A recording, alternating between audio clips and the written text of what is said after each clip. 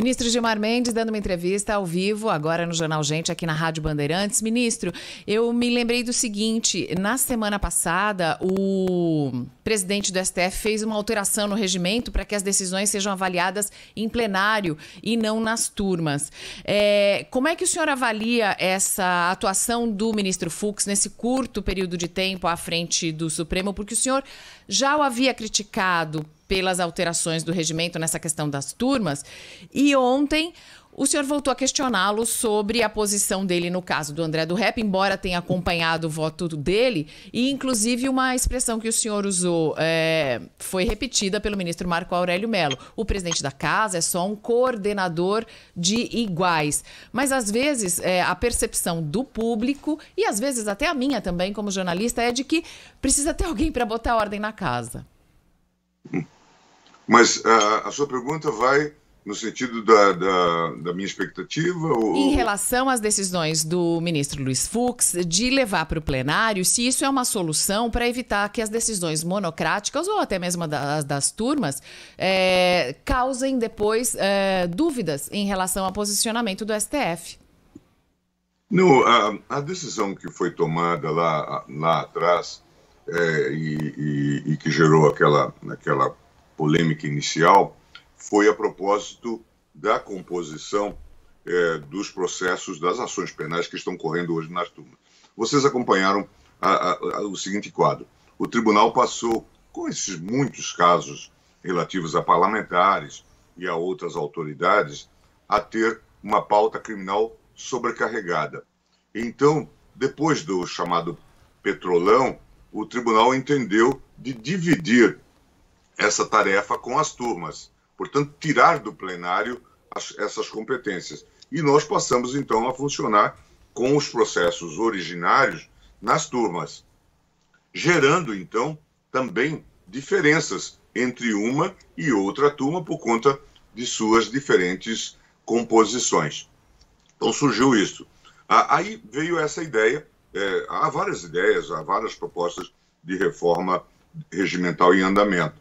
Mas, nessa confusão que se criou, acho que em função do quadro político, a escolha do novo ministro, o ministro Fux, numa dessas tardes, anuncia a reforma regimental que ele trazia, que era voltar as matérias dos processos criminais, as ações criminais, para o plenário.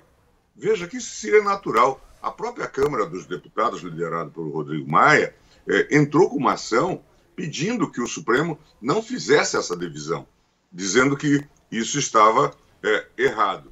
O que eu reclamei? É que cheguei para o horário do almoço e fui avisado da reforma regimental. E perguntei pelo texto, não havia texto.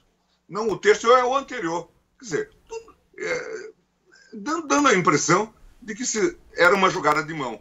Assim não dá, né? Não é assim que se procede em qualquer lugar civilizado, né? Então, foi isso que eu disse. Mas eu concordei com a mudança. Acho importante que os julgamentos sejam dados em plenário. Eu tenho certeza que daqui a pouco vai haver pessoas dizendo que o plenário está entulhado e que nós temos que voltar com os processos para a turma. A minha experiência indica isso. Mas eu sou mau profeta, hein, Mariano? Porque normalmente eu acerto aquilo que eu falo. Então, me parece que daqui a pouco nós vamos falar da crise do plenário, porque são julgamentos longos, com muitas sustentações orais, com votos longos. Agora não serão só de 5, serão de 10, talvez de 11. Então, em pouco tempo, talvez, nós tenhamos também crise no plenário. Mas a experiência em si... O que eu queria saber é se preocupa o STF, preocupa os seus companheiros, os seus iguais, os ministros do STF, que a sociedade esteja reagindo de uma maneira tão contundente e, inclusive, levantando suspeitas tão graves a respeito de um processo que deveria ser Supremo mesmo deveria até, eu não sei nem se deveria ser julgado habeas corpus de bandido num Supremo Tribunal Federal. Vocês não estão mais tão preservados e julgando somente os casos mais importantes. Tudo vai parar no Supremo, né? Me preocupa também a imagem que o Supremo, a imagem do Supremo ser afetada, porque o senhor mesmo mencionou o Petrolão, a gente tem um presidente condenado por corrupção. E aí a sociedade sabe que é o presidente que indica o ministro. A gente tem um senador que enfiou dinheiro na cueca. A gente sabe que é o Senado que sabatina o ministro do STF. Não tem como o STF se manter tão distante de toda essa situação horrível que a gente vê. Eu acho que o STF não se manteria tão distante dessa situação, nem se fosse escolhido por jornalistas. Então, a rigor, é muito difícil encontrar um meio e modo de fazê-lo isento do sistema político. Porque é esse o sistema político que nós temos. É o presidente da República do momento.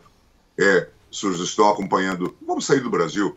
Os senhores estão acompanhando o debate americano. Sim. E veja que o presidente Trump, em final de mandato, portanto, nos últimos dias do mandato, decidiu indicar a juíza M para as funções, com muita polêmica e tudo mais. Os republicanos não toparam fazer isso quando o indicado era o indicado da Obama. Mas, não obstante, se fez. E ninguém está dizendo que isto é impróprio. Não é? Todo mundo considera o Trump talvez um presidente não ideal, não adequado, não civilizado e tudo mais, mas é um pouco a legitimação que vem do sistema político. E vai ser votado por um cenário majoritariamente republicano. Portanto, nós temos que olhar o mundo como ele é. Os juízes não vêm de Marte. É preciso que haja essa concepção. Quanto a aspectos competenciais que você falou, nós temos que discutir. De fato, se podemos fazer até reformas para reduzir, talvez, o significado dos habeas corpus no Supremo Tribunal Federal. Mas, como eu disse até uma vez a uma colega sua, certa feita, num debate que tive lá na Folha, eles disseram, vocês só concedem habeas corpus a ricos. E eu disse, nós concedemos habeas corpus a ricos e pobres. Ela disse, mas eu não sei. Eu nunca sei que vocês concederam habeas corpus a pobres. Eu disse, porque jornalista só gosta de ricos, não gosta de pobres. Era uma brincadeira que eu estava fazendo, mas para dizer que vocês não acompanham os casos que todo dia nós apreciamos de pessoas que foram presas, e às vezes estão presas, por uma lata de salsicha.